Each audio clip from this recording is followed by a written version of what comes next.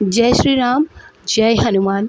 जी हाँ, मंगलवार का दिन है तो आप सभी चाहे व्रत रखें या ना रखें, आपको मंगलवार में हनुमान जी का स्मरण भी करना चाहिए, माता भगवती का स्मरण करना चाहिए, क्योंकि मंगलवार का दिन ऐसा होता है जहाँ सब कुछ मंगल मंगल होता है। तो अगर आप कथा सुनते हैं तो उसका एक अलग ही पुण्य आपको मिलता है। तो चलिए श्री राम का स्मरण करते हुए हम कथा को आरंभ करते हैं। एक समय की बात है, एक ब्राह्मण दंपत्ति बहुत ही प्यार से साथ में रहा करते थे, लेकिन उनके कोई भी जो बेटा या बेटी संतान ही नहीं थे और इसी वजह से वो हमेशा दुखी रहते थे। जो ब्राह्मण था वो हनुमान जी का सच्चा भक्त था। वो प्रतिदिन नियम से हनुमान जी की पूजा किया करता था, साथ ही सुबह शाम मंदिर जाकर दर्शन भी करता था। तो ब्राह्मण की जो पत्नी थी वो भी हनुमान जी की बहुत बड़ी भक्त थी और मंगलवार का व्रत करती थी। पति जो था वो पूजा पाठ करता था, लेकिन पत्नी जो है वो हनुमान जी का व्रत भी किया करती थी। वो हमेशा मंगलवार के दिन हनुमान जी को भोग लगाकर पूजा कर कर तभी शाम को कुछ जो है अल्पाहार ग्रहण करती थी। एक बार व्रत के दिन ब्राह्मणी भोजन नहीं बना पाई, जिससे हनुमान जी को भोग नहीं लग सका। तब उसने प्रण किया कि वह अगले मंगलवार को हनुमान जी को भोग लगा कर ही भोजन करेगी। वह 6 दिन तक भूखी प्यासी रही और मंगलवार जब आया तो मंगलवार के दिन व्रत के दौरान वो बेहोश हो गई।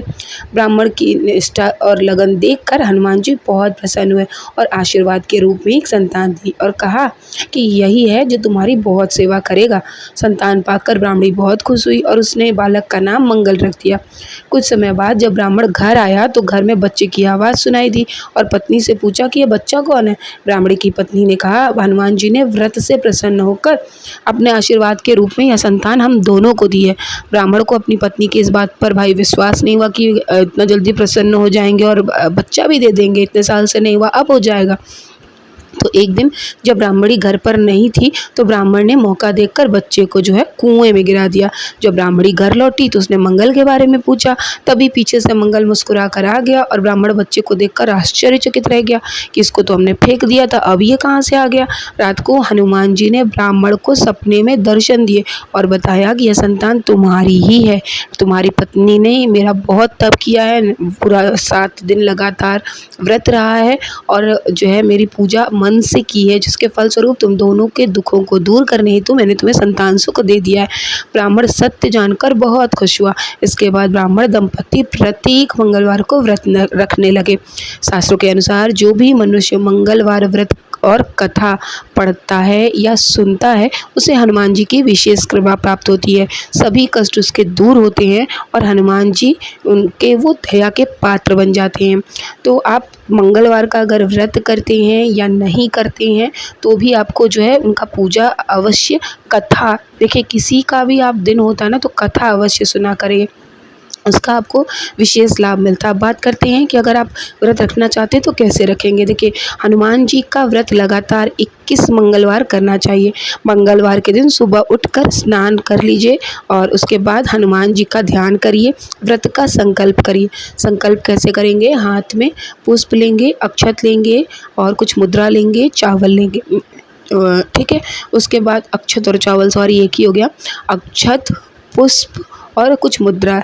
फिर उसके बाद जल डालकर संकल्प लेंगे व्रत का कि आप जो भी मनोकामना हेतु भगवान आपसे हम व्रत कर रहे हैं, आपकी पूजा कर रहे हैं और हमारे व्रत को आप पूर्ण करिएगा, ऐसा करके आपको संकल्प लेना होता है। उसके बाद फिर जो है ईशान कोण यानी कि उत्तर पूर्व की दिशा की ओर एकांत स्थान पर हनुमान जी की मूर्ति या तस्वीर जो है स्थापित कर दीजिएगा।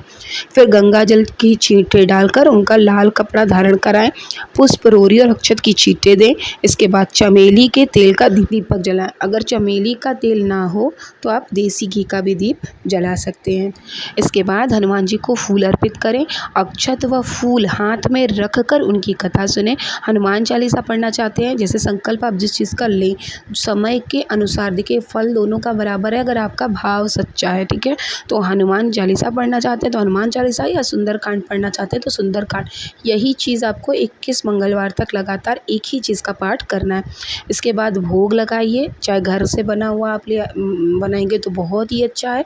और अगर बाहर का लड्डू ले आते हैं तो शुद्धता की उसमें गारंटी हो, इस चीज़ का आप ध्यान रखिएगा। इसके बाद मनोकामना अपने भगवान से आप बोलेंगे। जो प्रसाद आप रखेंगे भोग लगाने के लिए, बाद में उसको सबको वितरण कर दीजिएगा। और अगर संभव हो तो दान ज़रूर कर दीजिएगा। शाम के समय हनुमान मंदिर में जाकर चमेली के तेल का दीपक जलाएं और वहाँ पर भी बैठकर उसी का पाठ करें और उनकी आरती करें। 21 मंगलवार के व्रत होने के बाद 22वें मंगलवार को विधि विधान के साथ बजरंगबली का पूजा कर उन्हें अब जाकर आप वस्त्र यानी कि चोला चढ़ा सकते हैं। इसके बाद चाहें तो आप ब्राह्मण को बुलाकर उन्हें भोजन कराएं, या अगर जैसे नहीं संभव है तो गाय को चारा खिला सकते हैं या और थोड़ा सा किसी को दान दे सकते हैं। इस तरह से आपका व्रत जो है वो पूरा होगा। जिस दिन व्रत आपका पूरा हो जाएगा, उद्यापन आपका हो जाएगा, जो भी आपकी मनोकामना है वह अवश्य ही पूरी हो जाएगी। तो आई होप कि आप सभी के लिए मंगलवार का दिन मंगलमय हो, आप सभी की मनोकामनाएं पूरी हों। अगर आपके आचरण सच्चे हैं, अच्छे हैं, तो हनुमान जी हमेशा आप सभी के ऊपर अपनी कृपा बनाए रखें।